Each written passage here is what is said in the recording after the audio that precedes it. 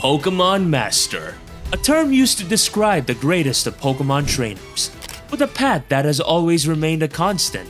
You get a starter that shares your dreams as you begin journeying the world, catching Pokémon of all kinds as you form unbreakable ties. And in what can be described as a path of self-discovery, you become the best version of yourselves. That culminates in overcoming the strongest and becoming the champion. But what if I were to tell you that there is an exception that goes against every single rule in becoming a Pokémon Master, of someone who, under certain conditions, is the most powerful trainer of all time? Well, my name is TheUziGunner, and allow me to introduce you to Yellow of Pokémon Adventures. At first glance, you'd think that Yellow is your everyday trainer, an unassuming kid that is yet to see the world before her very eyes. And you'd be correct. But her story begins in unique circumstances, as she is seen searching for a missing Red, finding his injured Pikachu that made his way into Professor Oak's lab. Mind you, this is the Red that prior to this had already become Kanto's champion.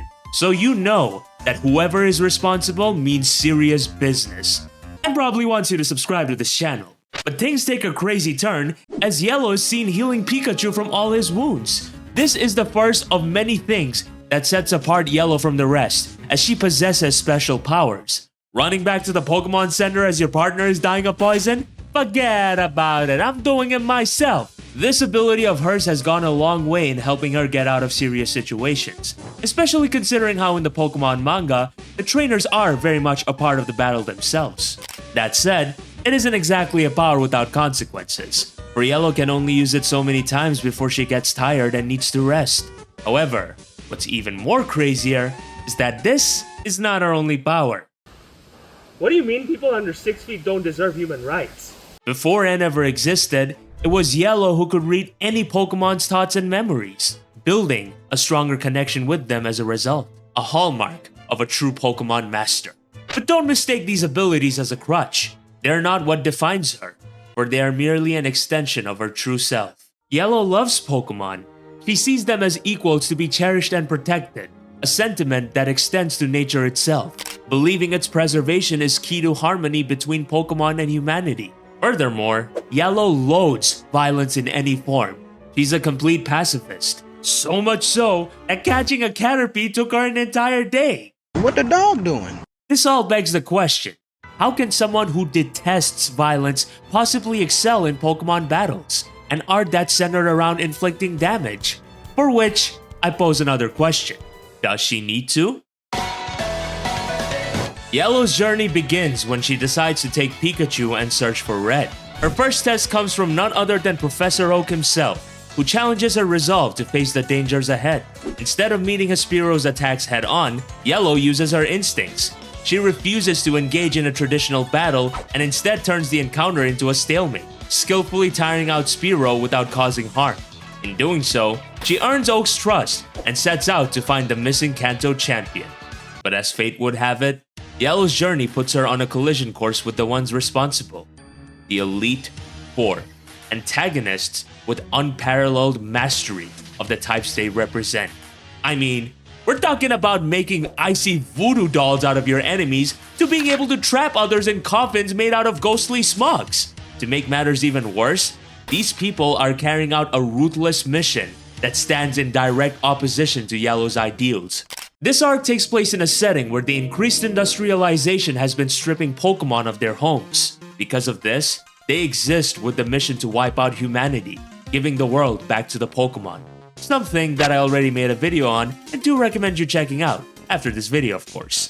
Things don't take long to escalate, as Yellow and Bill, feel free to say hi Bill in the comment section down below so that he doesn't feel left out, encounters the Ice Mistress Lorelei, where everything about Yellow's abilities and ideals are put to the test. She starts off by having her Doduo use Lorelei's ice against her, causing a distraction and hiding themselves in a nearby cave. But Lorelei traps her inside, turning the cave into a death trap. From the outside, her Cloyster launches spike cannon attacks, threatening to either impale or freeze them alive. Under normal circumstances, there's no way Yellow could know what's happening. But this isn't a normal trainer. Using her fishing rod, she swings Pikachu's Pokeball through a narrow opening, giving him a clear view of their surroundings. He then proceeds to read Pikachu's thoughts, learn what she's up against, and formulates a plan. What follows next is a stroke of genius, as she uses a decoy to distract Lorelei before breaking out of the cave with her Doduo. She launches Pikachu with her fishing rod, seemingly breaking her pacifist ideals by attacking Cloyster with a Thunder Shock. But here's the twist. She knew Cloyster would withdraw into its shell, ensuring it wouldn't sustain serious harm. Even when fighting, Yellow stayed true to her convictions. Unfortunately, things take a grim turn, as Lorelei traps Yellow in ice, putting her, and Bill of course, in what seems to be like a hopeless position, or so it would appear. Against everybody's expectations, Yellow uses her fishing rod to position Rattata perfectly for a Hyper Fang, shattering the ice and giving her the perfect chance to escape, with a little help from Blue of course. Here's the kicker. Disregarding Red's Pikachu, Yellow literally went toe-to-toe with one of the strongest characters using a level 13 Doduo and a level 10 Rattata. If that's not the mark of a true Pokemon Master, then what is? Well, I guess we now know how the rest of the story is gonna play out. She's just gonna outsmart her way through every obstacle and eventually take down the big bad, right? Objection! The aspect of Yellow being an amateur is not without reason. Her instincts, while remarkable, can only take her so far. When faced with situations where sacrifices must be made, her ideals clash with the harsh reality of survival. This becomes painfully clear when she encounters a rogue trainer working for the Elite Four. Yellow refuses to inflict harm on his Pokemon, a decision that backfires because she's forced to sacrifice herself as a diversion. While her plan does eventually end up working out, it doesn't change how it came at the price of her own well-being. But things only continue to get worse, as Agatha, one of the Elite Four, attempts to end the rogue trainer with her Ghastly, removing their only lead to Red's whereabouts. Caught in the crossfire was a wild Caterpie, prompting her to immediately save its life. A selfless act, but one that leaves her and the gym leaders completely vulnerable to Ghastly's attack, had it not been for Green's timely arrival, of course. While Yellow's actions were virtuous, it ended up being a detriment, because it jeopardized her and everybody else's lives. Had it been Red, he would have found a way to both protect Caterpie and defeat Ghastly. Realizing this, Yellow is forced to confront the flaws of her pacifism, which is a good thing because her failure becomes a turning point. She realizes that against foes as ruthless as the Elite Four, kindness can only take you so far. And so, she turns to Green for guidance, determined to grow into a trainer ready for the battles yet to come. If it wasn't obvious by now, this is another necessary element of Yellow becoming a Pokemon Master. For just like them, she undergoes what can be described as a hero's journey, seeing the world for what it really is, meeting people along the way that can help guide her to eventually mature and become the best version of herself. All of which is eventually reflected in her future encounters, where she understands to toe the line between trying to be peaceful but also knowing what needs to be done to ensure the best case outcome. She just needs one more thing to help cement her as a Pokemon Master, a final boss.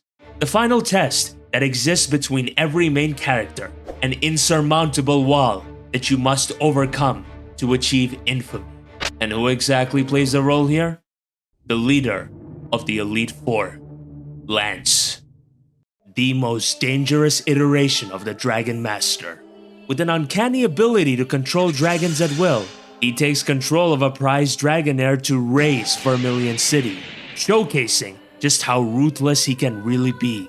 His Pokemon are a reflection of this. 2 Dragonairs capable of summoning thunderstorms and controlling the winds, and an Aerodactyl with wings sharp enough to cut through steel. And that's not even half of it. If you think I'm exaggerating, take one look at this and tell me whether it's not one of the rawest and damnedest things you've ever seen. What makes this even more compelling is that Lance isn't just a powerhouse for Yellow to overcome. He's her dark mirror. He loves Pokemon in the same way that Yellow does, but considers humanity as irredeemable for their actions, being the driving force behind the Elite Four's purpose in eradication, all under the misguided purpose of helping the Pokemon world. It's this conviction that draws his Pokemon to him, willing accomplices in all his atrocities. With a clear distinction and power being shown between him and Yellow in their first encounter, establishing the final hurdle that she must overcome. And with that, the stage is set for the final battle. On top of a volcano at Cerise Island, the culmination of Yellow's journey, the partners she made along the way to fight for her cause. So who exactly are her partners for the battle? Huh? Yep, Yellow did not evolve her Pokemon. The only exception was Eradicate and, well, she did not have the best reaction. So yeah, that's what we're working with here. But on the bright side, Blaine and his Mewtwo, story for another day, managed to really soften up his team before the battle. So it should be fine. Oh, Lance has the same power as Yellow. I'm in danger! Naturally, the fight starts off severely one-sided as she lacks any ability to do some damage. Take down? More like sit down. Super Fang? More like tail slapped. You get where I'm going with this. At this time, Yellow probably realized she's not built for this. Despite that, she continues to fight, showing signs of brilliance every now and then by taking a page from Mewtwo's playbook and making a whirlpool out of the lava to consume Lance. But it only proves to be futile as Lance rises once again. With this Pokemon doing their best impression of a Dark Souls boss, they launch an attack which Yellow has no way of seeing. This is because of the battle happening during daytime, where his Gyarados and his two Dragonairs are launching bubble beams with the color of red, green, and blue, which when combined turns into the color of white light, showing just how exceptional Lance's battle prowess is. And yet, Yellow still finds a way to match that big brain play by having her Caterpie create string shots, which combined with Eradicate's whiskers allow her to sense the attacks before neutralizing them with Pikachu, setting up a perfect trap for Doduo to launch its attack, only for it to do as much damage as Magikarp's splash. It seems that in the end, her power simply could not match Lance, until she is bailed by a returning Giovanni. Another story for another day. The battle continues, eventually reaching a point where it seems that Lance is finally bested. Unfortunately, it was a trap all along, as Giovanni's presence brings out the final badge. Mind you, the gym badges at that time acted as a means of making your Pokemon get stronger, which combined together spreads an unstoppable energy, reaching a hidden legendary that Lance wishes to control and use as his hand of destruction. Yellow gives chase on top of Lance's Dragonite.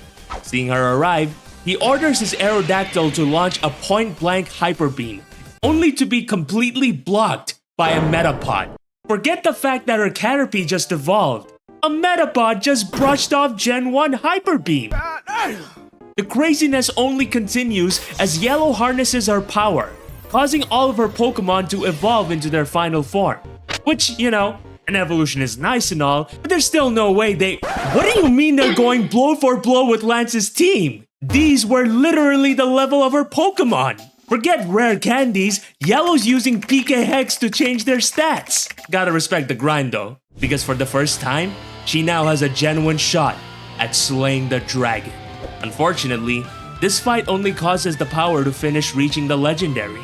It seems like only a matter of time before Lance takes control and achieves annihilation, where the only way to stop the flow of energy is to counter it with an even greater one. In the same instance, red, blue, and green show up to the scene as they send their most powerful attack to the skies. Fueled by her desire to protect, she harnesses the power of the Viridian Forest one last time as she launches the first and only Megavolt, an impact so strong that it dwarfs all the energy gained from the gym badges, blowing Lance away once and for all, definitively finishing the fight. For further context, this series established the strength of all 8 gym badges by causing the original Kanto birds to fuse and reach insane prowess, only being bested by the collective efforts from red, blue, and green. I would argue, however, that this situation was far worse because other than it reaching a more powerful legendary, this was under the hands of a much bigger threat. Lance literally was the strongest trainer that overwhelmed and outlasted everyone who stood in his way. He also possessed the same power as Yellow in being able to both heal and read Pokemon's minds, for he too originated from the Viridian Forest and was blessed by its mysterious powers. So when you combine all these things together, there was no way that Yellow should have won. But when the situation reached critical mass, her Pokemon reached levels that were never seen before. In other words, this coughing baby basically became a hydrogen bomb and stopped what would otherwise be unstoppable, finishing her hero's journey. So with that said, the question remains, is Yellow the strongest? Yes, but also no, she is an anomaly. One common theme throughout this video is that every single instance of Yellow's extraordinary acts are situational. Under usual situations, she may show great instinct in battle. However, her overall dislike for Pokemon getting hurt never leads to her diving deep into the art of battling. So in that vein, she is far from being the strongest trainer amongst the other Pokédex holders, meaning that in a regular match against other Pokemon Masters, she would likely lose. But that is under normal circumstances. If the outcome involves potentially putting the things she cares for in jeopardy, she will adapt, tapping into her power, which feeds into the Pokemon by her side as they reach a level that far surpasses anything that may exist. In a way, it's actually terrifying, because under the wrong hands, such power can cause destruction that puts Wolfie Glick's attack on 1 billion lines to shame. But the fundamental difference is that this power, it exists to protect. It takes the shape of Yellow's will, which is based around her strong understanding and love for Pokemon, for humanity, for the world which exists for everyone to live in, to understand each other and overcome whatever differences may exist, so that they live in harmony and bring new life together. And that, my friends, is why such power exists for Yellow alone, and why she is the secret strongest Pokemon Master.